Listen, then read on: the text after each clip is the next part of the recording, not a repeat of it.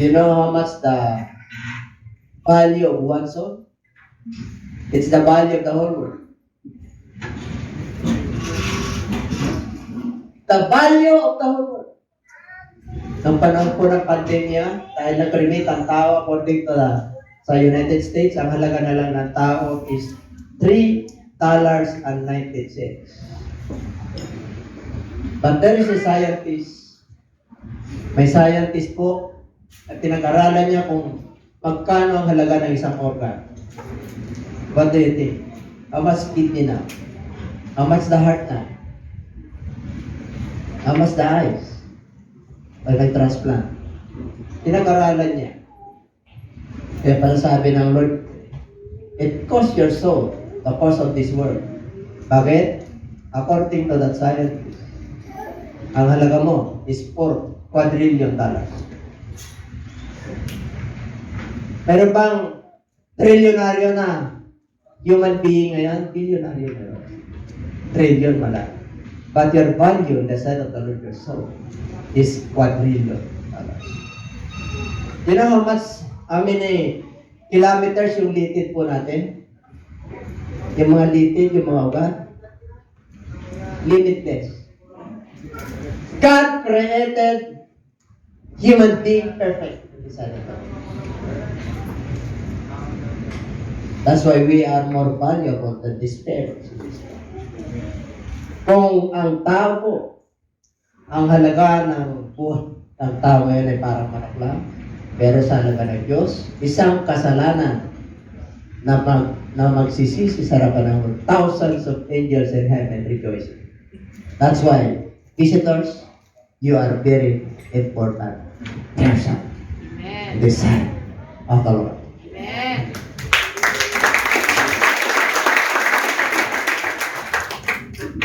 Kaya salamat sa Diyos at kayo pinakarating. Yung mga natama ng pandemya na nanghina man na palataya, nandito po kayo. Yung mga nawawala, nandiyan kayo. Hindi po tayo magkasya kasi dahil may protocol pa. Lord willing, o hindi pa babalik ang Lord, at hindi tayo tatama ng pandemya, sana po doon na tayo sa malaging din.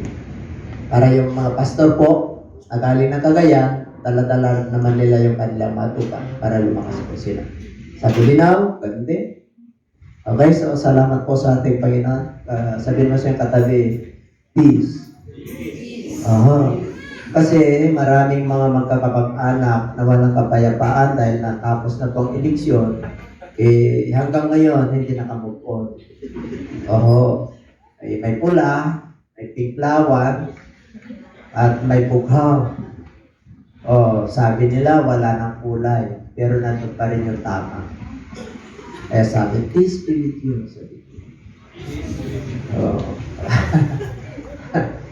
In the book of John chapter 16 verse 33, peace I give to you.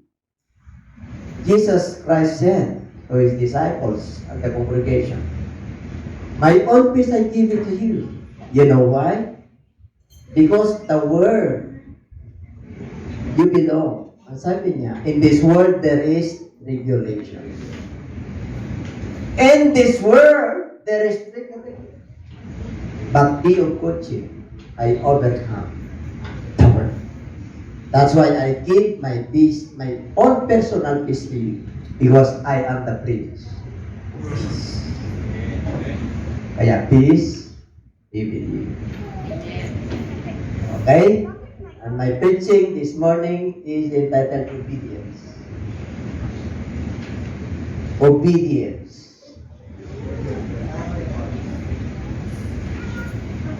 This is our 9th year anniversary.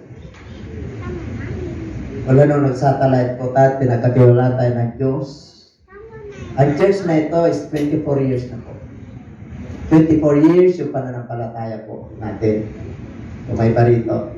Kaya lang binigyan po tayo ng pagkakataon ng Lord na mag-satellite para tayo po ay for the betterment, for the progress, or pagpapalawak to evangelize. Kaya salamat sa ating Panginoon at pinagkatiwalaan po tayo ng Diyos. Now, itong tatalakayin po natin. tulad yung capture kanina, sa obedience. What is the meaning of obedience? Submitting to authority or law, ito po ay adjective, doing what is told. Okay? Submitting to authority or law. Yan yung obedience. Pagtalima, pagsunod at pagtupad. Ito po ay noun. Number 2, obedience as an adjective. Doing what is told. Doing what is told. Kailangan tayo po ay masunurin. Sabihin mo siya katabi, masunurin ka ba? And number 3, punta po tayo sa tinatawag na verb. Pag sinabing verb, it is an action word. It is an application. Meron kang gagawin. Sabihin mo sa katabi, may gagawin tayo. Hindi lang obedience, hindi lang sunod, hindi lang masunurin. Kailangan to obey. To follow orders. To follow orders, to tin ang mga utos. At ang synonyms nito ay observe. Tingnan natin ang Matthew chapter 28, verse 20.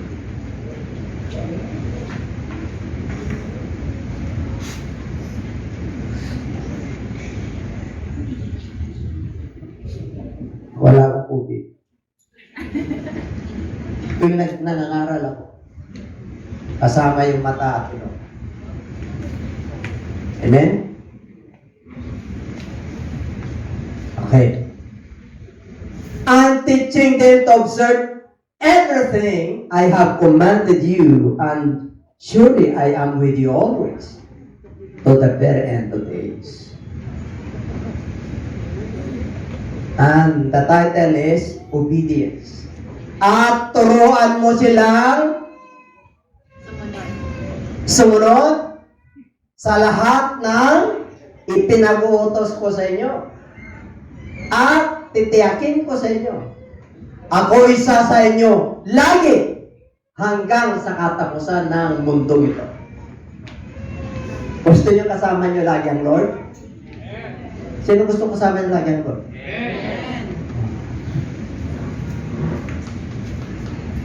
Sumunod tayo. Kailangan sumunod tayo. Okay? Ano ba yung verb or action word na tinutukoy dyan? Na obey. The biblical meaning of obey or obedience in the book of Samuel chapter 15 verse 22. For Samuel. So Samuel said, "Has the Lord as a great light in burnt offerings and sacrifices, as in obeying the voice of the Lord? Behold, to obey is better than sacrifice, and to heed than the fat of rams." Alam niyo, maraming nagsasakripisyo, pero hindi sumusunod sa salita ng Diyos. Kayo ba naniniwala doon? At yun yung kanilang lisensya para pagharian sila ng Lord. Yun ang kanilang mga excuses para sila gumawa ng mabuti, para sila maligtas. Ano sabi ng Lord?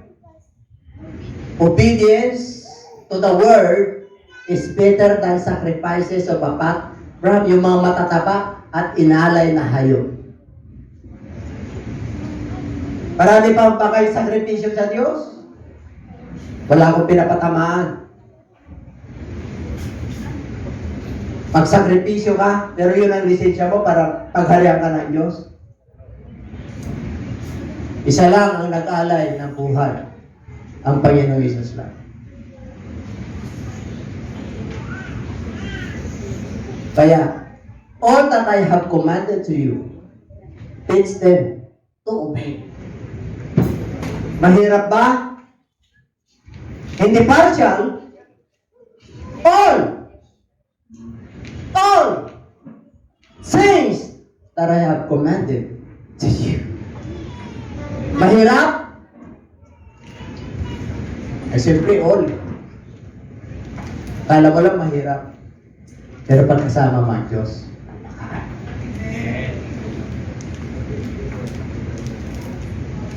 alam niyo po, ito si Samuel, ang panahon niya, propeta po, the king of Israel is, during his time, is Saul.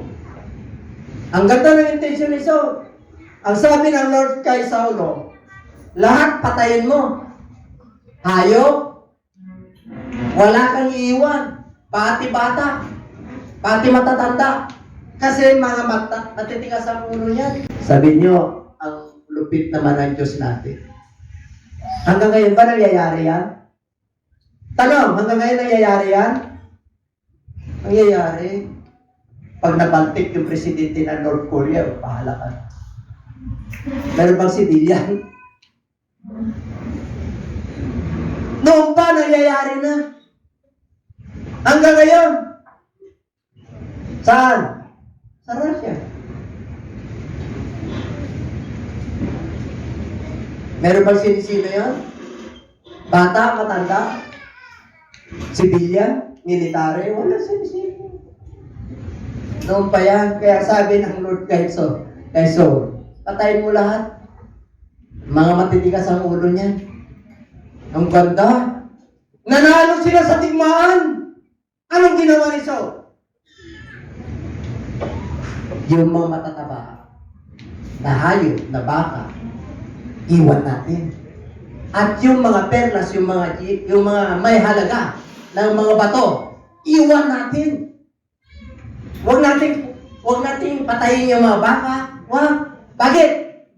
Ialay natin sa Diyos. Maganda bang intention?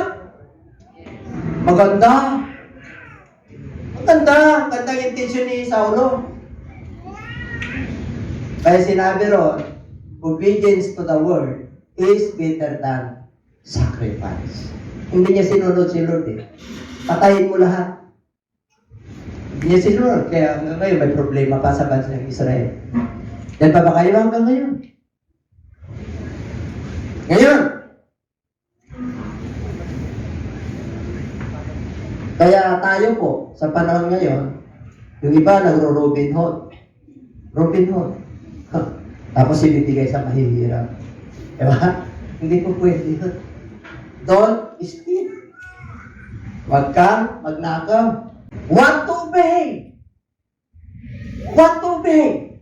Ano ang ating sundin? Ano yun?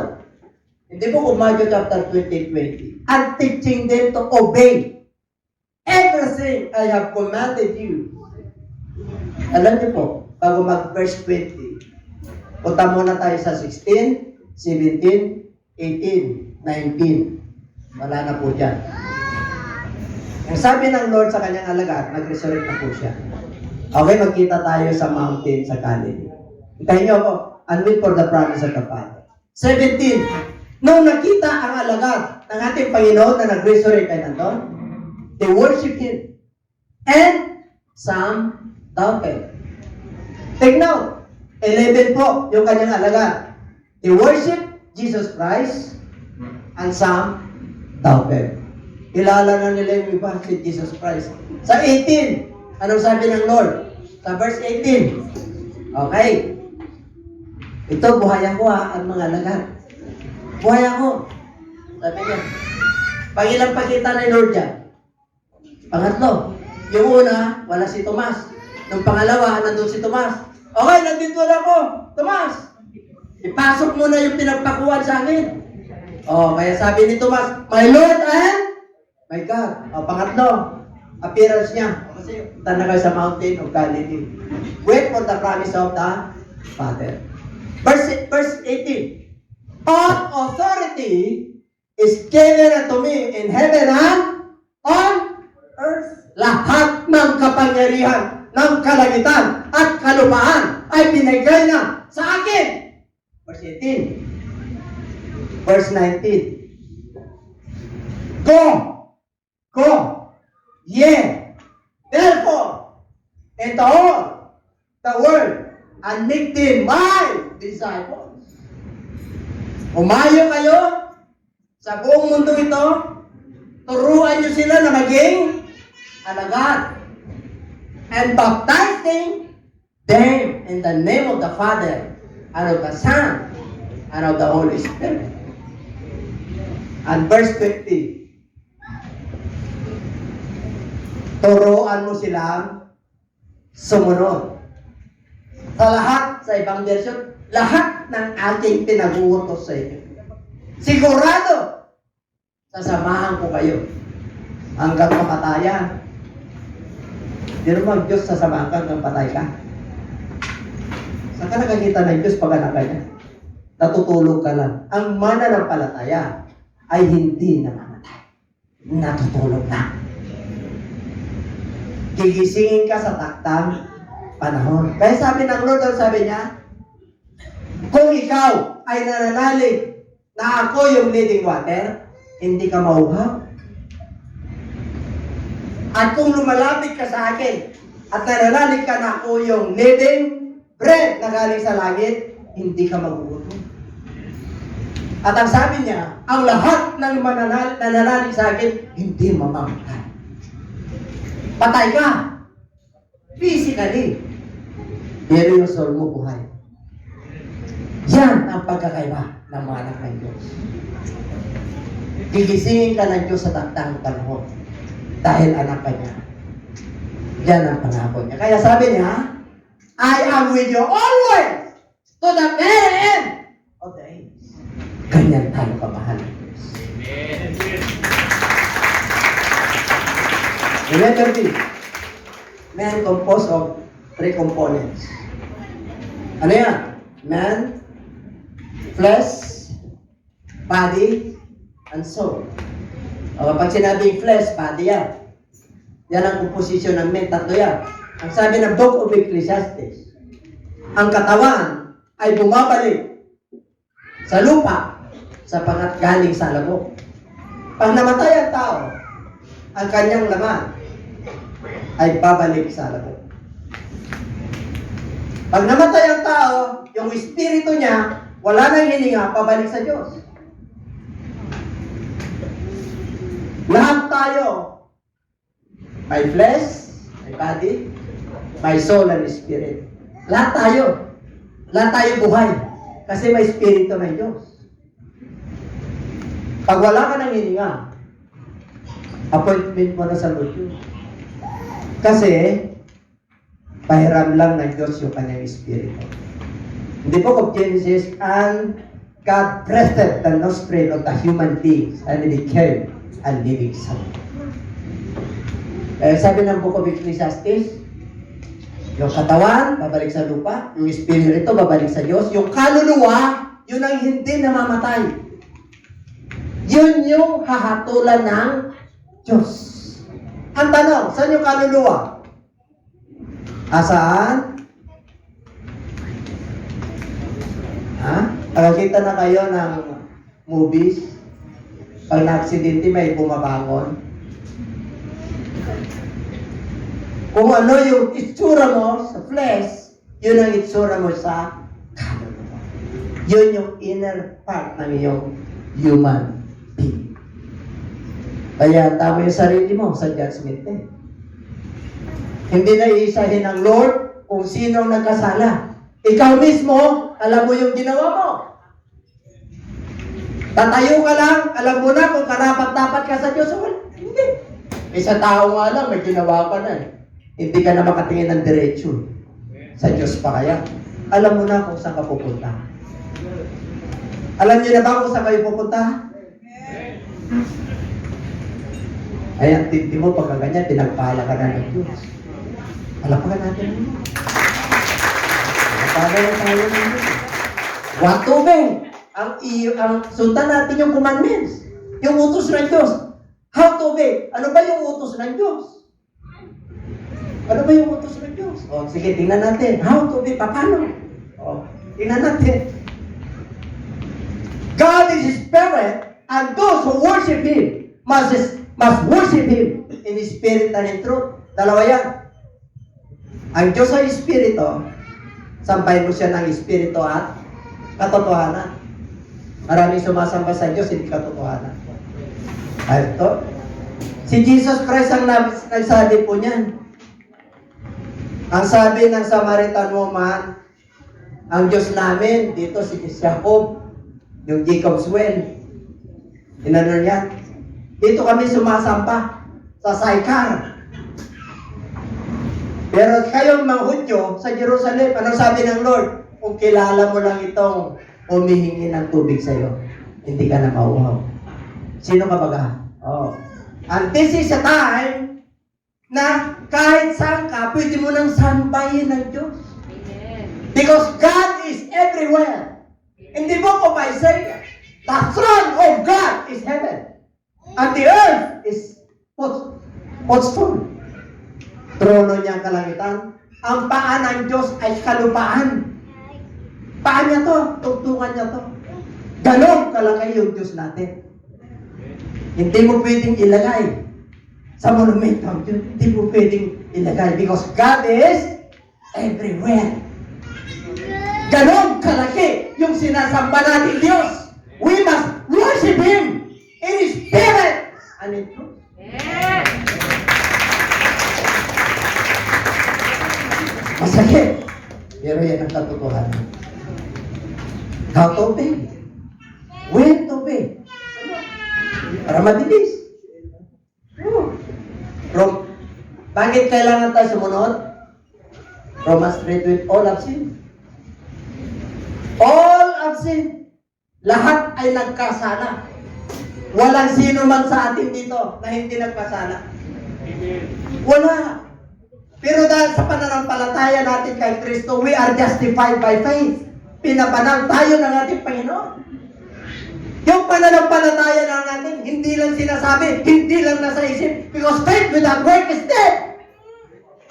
There is an application. Hindi pwedeng ang puti mo naman, ang galing mo naman. No, there is a glory of man and there is the glory of God. Tingnan po natin, all have sinned. Hindi nakakabot sa kalwalhatian ng Diyos. But, there is a free gift of God. 6:23 Pagibasa po.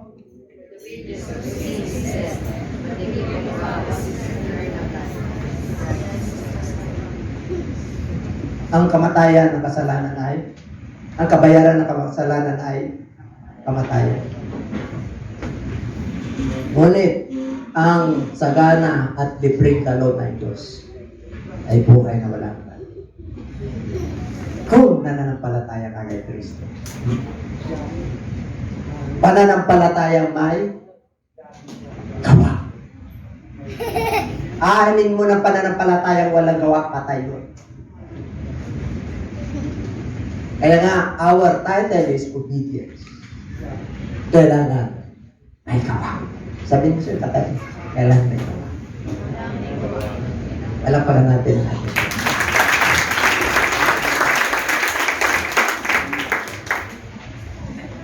Why obey? Bakit kailangan tayo sumunod?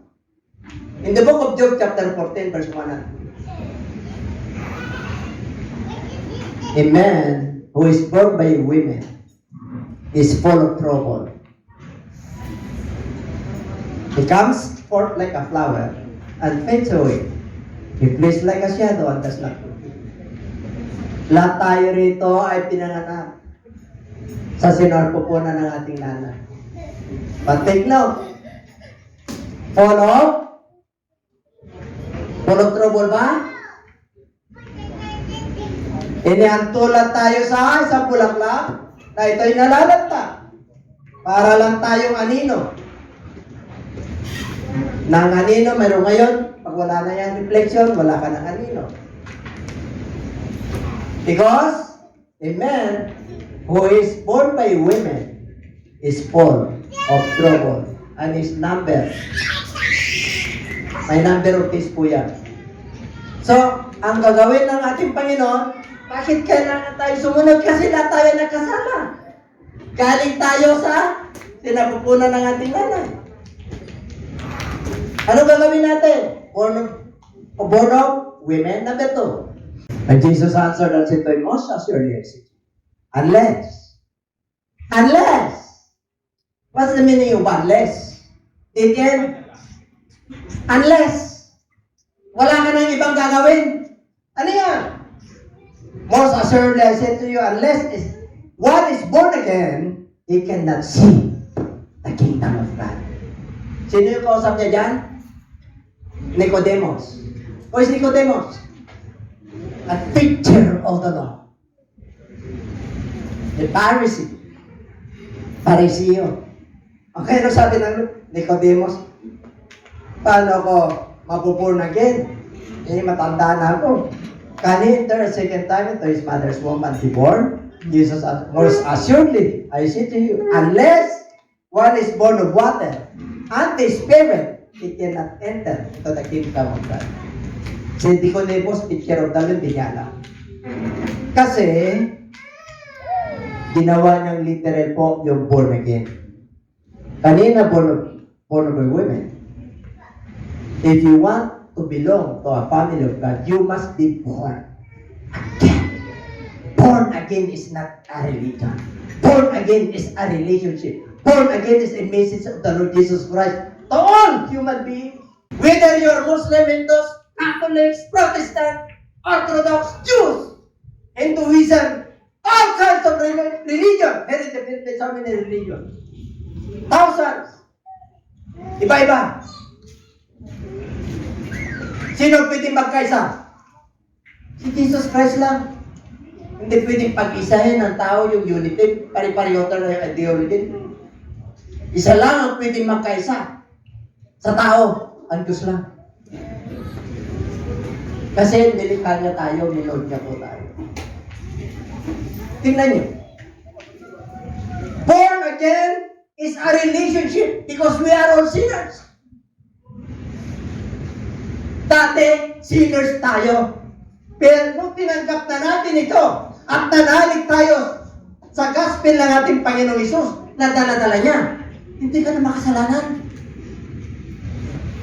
Hanggat hindi mo napapasok itong criteria na to. Sorry.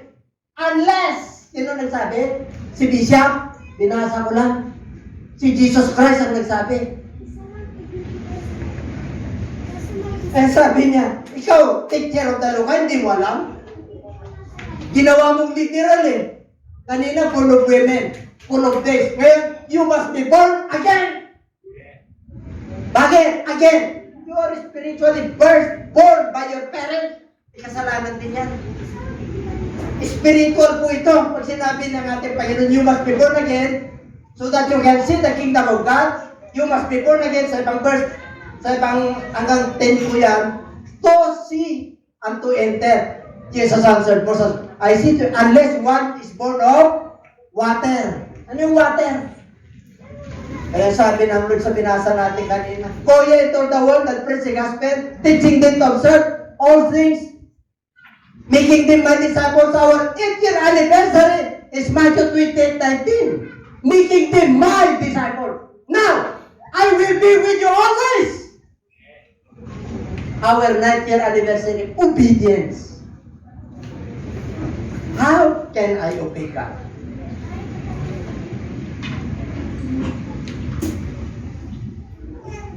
Gusto mo pala ng buhay na wala ka, sumunod ka sa pinagsasabi ni Kristo.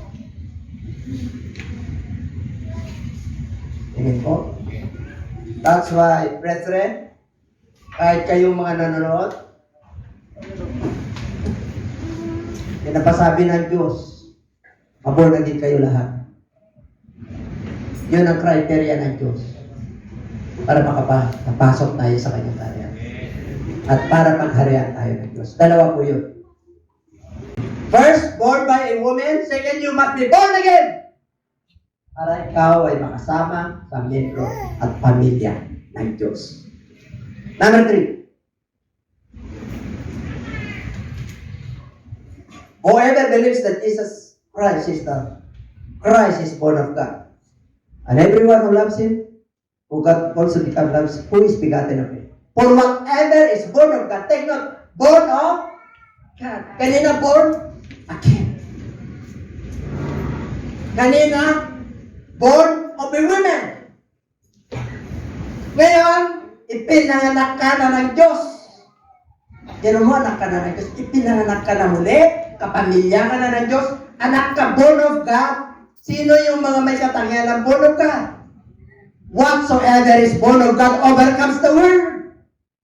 And this is the victory that has overcome the world. However, we know that whoever is born of God does not. Ang mga pinanganak ng Diyos ay hindi nagpapatuloy sa pagkakasala. But he was been born of God, keeps himself, and the wicked one does not touch him. Inuubay niya ang panuntunan ng Diyos. Inalalayo niya sa pagkakasala para hindi siya mahawaan ng kasamaan.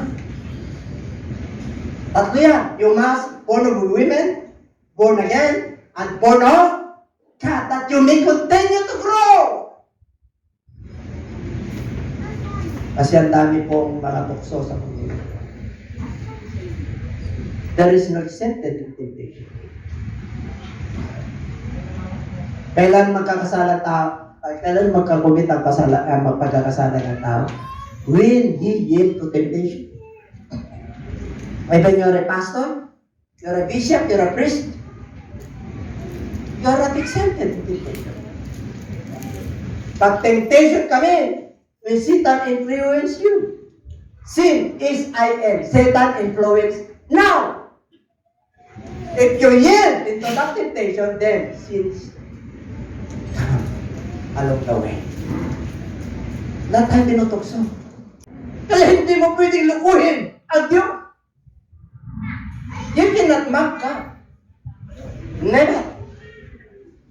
Kaya kung may takot ka sa Diyos, kilala mo ang Diyos mo, takot kang gumawa ng kasalanan. Because you know Him, even the Satan tremble. He knows that there is only one God, even Satan tremble. Yung iba hindi nag-tremble, bakit tabi siya ng Diyos? Si Satanas, kilala niya ang Diyos eh. Nung dumating ang ating Panginoon, ngayon muna ba kami hatulan? Ay, tahimik ka lang. Ganun ang Diyos natin. Ang tindi yung Diyos natin. Kaya kaya kanyang pagalingin. Amen? Diyan pa ba kayo? O pinagaling ka na ng iyong kaluluwa. Nandito ka, bisita ka. Grabe ang Diyos. Ha? Anong sabi ng Book of Isaiah? Kahit na kapula yung iyong kasalanan, kahit na kalagiya, kaya ko siyang gawin na parang niebe. Hello? Pag nanalig ka sa ating Panginoon, ano man ang ginawa mong kasalanan? Diyos lang at ikaw nakakalaparing yung bandi. Hindi mo nasabi, pero Diyos lang at ikaw kaya kanyang paputi. Kaya yung kaluluwa mo ngayon ang puti, harapan ng Diyos. Amen? Kitang-kita ng Diyos, tumatagos eh. O yung iba, tao, ay guwapo. Pero yung kaluluwa niya, tinatinala. Sino ba? Who can know the heart of man? The heart is deceitful of all things. Only God knows your heart. Kaya siya lang nakakalam ang iyong iniisip. Diba? Kaya pag nag-born of God ka, hindi ka na nagpapatuloy sa pagkakasala, but he who has been born of God keeps himself. Meron pa ba? When to obey? Oh. How, what, how, when? Kailan? Kailan ka dapat sumunod? Gusto niyo malaman? O palakpak naman yan. Patapos na po tayo. Ang bilis, no? Ang bilis. Pero titingnan natin kung gaano kabilis. 2 Corinthians chapter 6 verse 2. He says, in an acceptable time, I have heard. And in the day of salvation, I have helped you. Nararamdaman niyo ba na kasama natin ang Diyos? Ang Diyos ang nagsabi, dumating ang panahon, binigyan pinayagan kita. And in the day of salvation, I have helped you. Ngayon, ang araw ng kaligtasan, naramdaman mo, nangusap ang Lord sa iyo, naramdaman mo, na kinakausap ka ng Diyos. Behold, now is the day of salvation. Kailan daw? Pag nangusap ang Diyos sa iyo. Ngayon. Bakit? Baka paglabas mo.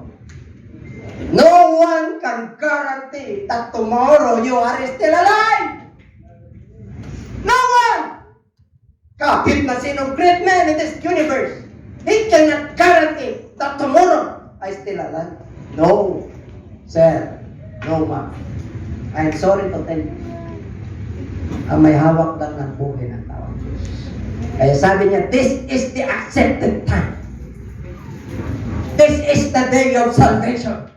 If you hear the gospel, the good news of the Lord, harden not your heart. God give you a chance. Every human being in this universe, God give a chance to them to be saved. Binigyan ng pagkakataon ng Diyos na lahat ng tao ay maligtas. Kaya si Kristo ay bumaba. Kaya lang, ang tao ay nanatiling pinili. Kaya pag ang Diyos ay kumausap sa iyo, now is the day of salvation. Not tomorrow, but now. Kaya pag nagbabaptize yung mga disciples, madaling araw. Nung nangaral si Apostol Pedro, 3,000 souls. Next, nagkaroon ng kapistahan, the day of Pentecost, 3,000 nabaptize. Mga Hudyo yun. Nabaptize ba si Jesus Christ? Walang kasalanan yun. Bakit? Para maging halimbawa. Anong sabi ni John the Baptist nung nagbabaptize sa Jordan River? Mga Parisiyo, mga Sadusiyo, mga pahal. Nandun, nagbabaptize, mga makasalanan. Dumating si Kristo, nagbabaptize. Baptize pa ko, no? Di ako karapat-dapat na umawak ng iyong sandalyas. Ang sabi ni Kristo, gawin mo ito dahil ito katwira ng Diyos. Nabaptize ba si Jesus Christ? Tayo lang tayo may kasalanan. Hindi ba ayaw magpabaptize? Bakit? Ito ako eh. Ito ang ginagisnan ko eh. Ito ang kinalaga ko. Lapit pa niya. Kaya no wonder why. Masikip ang langit. Sinabi ng Lord dyan sa Matthew, basahin nyo na lang, mga viewers. Matthew chapter 7 verse 21. Maraming tumatawag sa akin, Panginoon, Panginoon. Hindi ko sila kilala. Bakit? Hindi sila. Hindi sila nakikinig. Hindi sila sumusunod sa patron ng Diyos. Patron ng kultura, pattern ng kultura, tradisyon, kinagisnan. Binigyan tayo lahat sa buong mundo ng pagkakataon ng Diyos. Kaya bumaba si Kristo.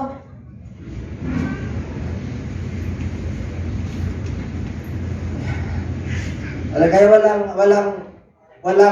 walang may sisisi kung ang tao ay napamit. Ginawa na ng Diyos yung kanya. Ginawa na niya. For God so loved the world.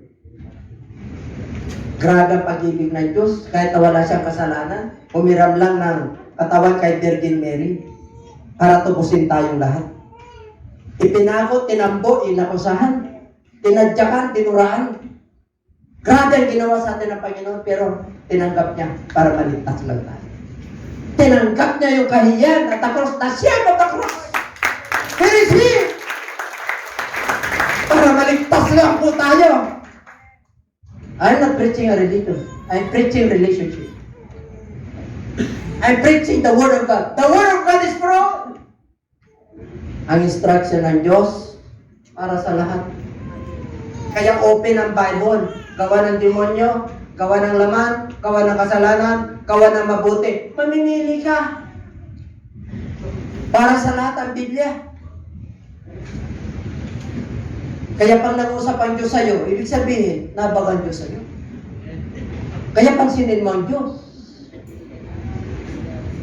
Yung iba hindi pinapansin ng Diyos eh. Papansinin lang ang Diyos pag nandun na sa matinding problema. Pero gusto pa rin ng Diyos yan. Pinitik ka lang eh. para magising ka. Ano itong commandments ng Lord? Kanina, tatlo po yung gagawin natin because you're born of women, follow this and after. Talagang true. Number 2, you must be born again. Number 3, you must be born of God. Para makapagpato. Okay.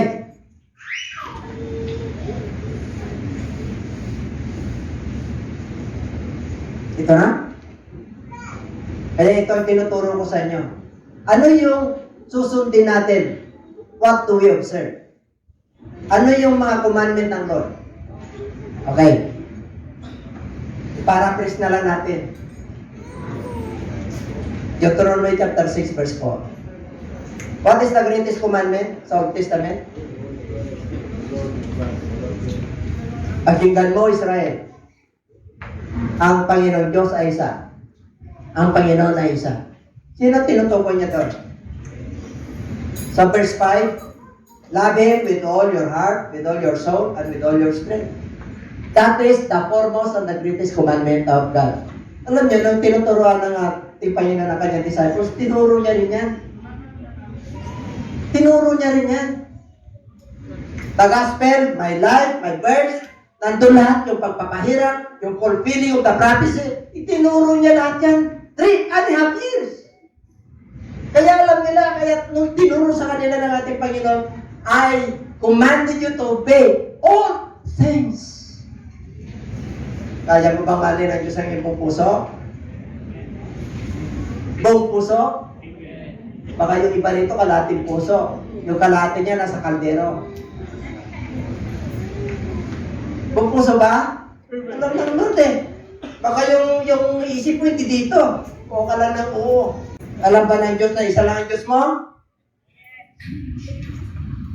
Sino ang Diyos? Natin. Sino ngayon? Espiritu siya?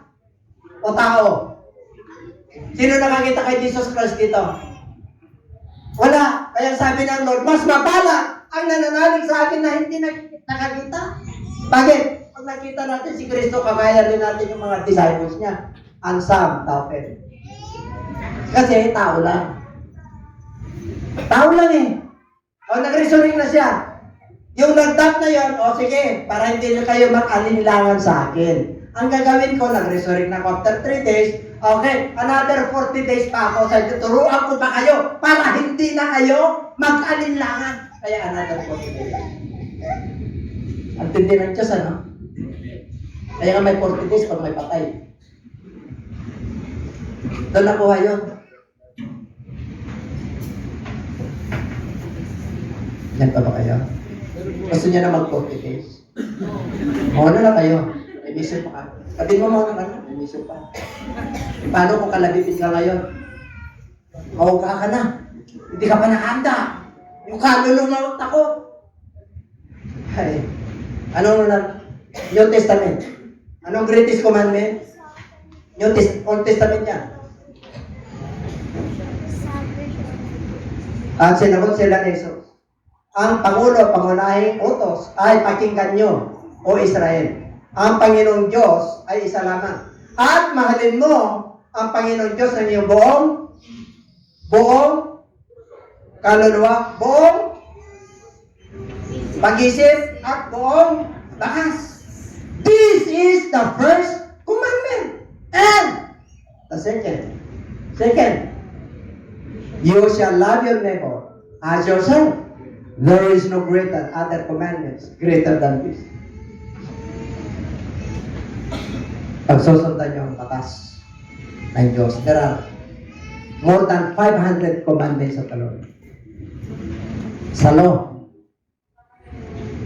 Pero nung dumating sa atin ng Panginoon, yung 10 commandments, ginawa niya 2. Ano yun? First, from verse 1, loving Him with all His heart. Verse 1, verse 2, verse 3, and 4, para sa Diyos.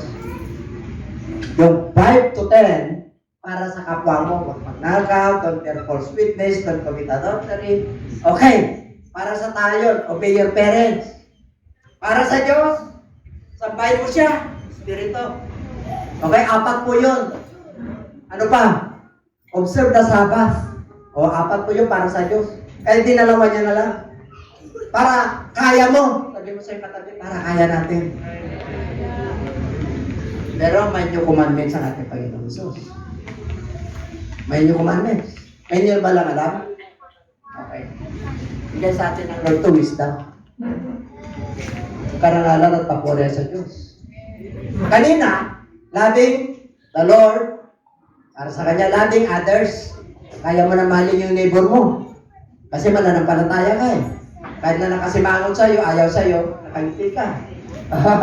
Pero ito matindi yung commandments. Ano yan? Bukod dyan. Basa? Basa.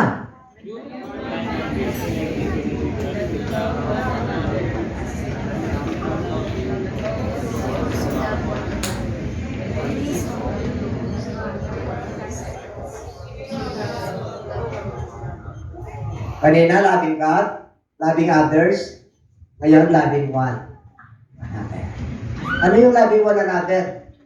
Hindi mo kapitbahay, stranger, sa abroad ka, kaaway mo, enemy mo, ayaw sa'yo, mahalin mo pa rin, abutin mo siya. That they may know that you are my are you the disciples of the Lord? Tatlo yan. Loving God, loving your neighbor, and loving one another. What is the greatest of all? Tatlo ang naiwan sa pananampalataya. 1 Corinthians 13:13. Faith, hope, and love. But the greatest is, ano po na natin? Pananampalataya. Saan nagagaling ang pananampalataya mo? Sa salita ng Diyos, sa pakikinig. Saan nagagaling ang hope mo? Ang sabi ni Pastora kanina, looking for the blessed hope, the appearing and the glorious God, our Lord Jesus Christ. What is the love? John 3:16. Gano'n na lamang ang pag-ibig ng Diyos sa sanlibutan. Ibinigay niya yung kanyang buktong na anak. Kung sino man sa kanya sumampalataya ay hindi mapapahamak, kundi magkaroon ng buhay na walang hanggan. Kapatid, hindi ka mapapahamak. Hindi ka nagkamali sa pinili mo. 100% nasa true church of God. Kung bakit ka nandito, hindi na sinabi ng Lord na masikip ang kalangitan. Sabi niya, maluwag ang kapakanan. Mabibilang lang doon ang sumusunod. O kunti talaga papasok eh. Panahon ni Noah, ilan ang naligtas? Wala. Ilan ang napamak? Ilan ang capacity ng arka? According to the archaeologists, ang capacity ng arka ay how many thousands? Bakit walo lang? Ilan na natin eh. Ano sabi ni Kristo nung dumating dito? Ang pagpabalik ko ay natulad sa panahon ni Noah. Ano panahon ni Noah? Naglalasingan, naginuman, parte-parte, nag-asawahan. Panahon ba ngayon? Oo, hindi nagbago. Kaya kahit na mangarang ka ng mangarang ngayon, sundin mo lang pangangaral. Bakit? Ang Diyos naman ang nakakalam ang puso ng tao. Hindi ka malulugi dyan. Siya naman ang magkukuntik eh. Hindi naman ikaw magliligtas eh. Ang salita ng Diyos. Basta tayo mangaral lang. Pagdating ng judgment eh, sabi ng Lord, Book of Ecclesiastes, this is the conclusion of the whole matter. Conclusion na tayo. Ito ang katapos-tapusan ng lahat ng bagay. Ano yan? Matakot ka sa Diyos. Ano pa? Obey His, for this is the whole duty of men. For whether bad or good, you are accountable and you are going to face God. Whether you like it or not. And everybody say, panigurado na ba tayo? Hindi ka pa sigurado. Ha? Pag kinuha ka mamayang gabi, sigurado ka tayo, kaluluwa mo buwag sa harapan ng Lord. Panigurado ka na. Para wala kang katakutan. Gusto mong lumawig ang buhay mo? Ano? Galang mo magulang mo. Pangalawa, sumunod sa Diyos. Hindi pa ba kayo? Gusto kong lumawig ang buhay ko. Eh, inabuso mo yung katawan mo. At plansya ka, pumunta ka sa ulan. Ano kabutin mo? Eh, alam mo naman na eh. Inabuso mo yung katawan mo. Eh, formula eh. Ang Diyos natin napakabuti, ano? Pero mo may formula ito. Diba? Anong formula ng math? Above zero is positive. Yan ba kayo? Okay. So, ang Diyos na kanyang nilikha ay hindi niya pahayaang mapapahamak. Kaya may formula siya. Ano yun? Ano yun nandito? 15:1 to 4, si Kristo ay namatay, si Kristo ay inilibing, at si Kristo ay nabuhay na muli. Okay, ganun na. Si Kristo ay namatay sa ating mga kasalanan. Kaya,